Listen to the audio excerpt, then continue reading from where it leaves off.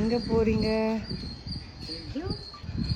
யாரையோ இன்னைக்கு பளபளன்னு இருக்கே. இன்னைக்கு ஏதோ சந்தோஷமா ஃபேஸ் எல்லாம். ஆப்வியஸ்லி நிறைய நாளா என் வாழ்க்கையில ஒளி இல்லை. இன்னைக்கு அந்த ஒளி. Super super.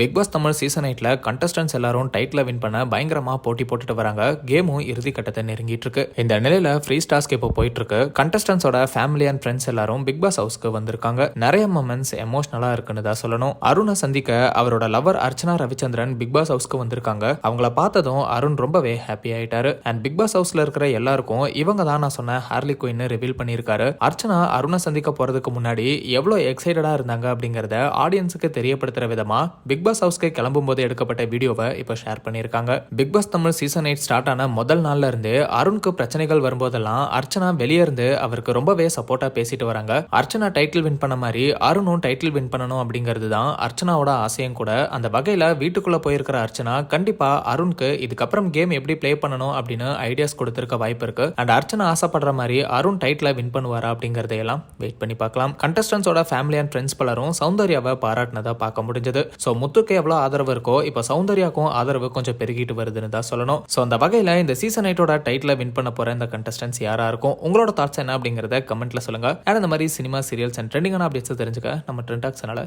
சப்ஸ்கிரைப் பண்ணுங்க.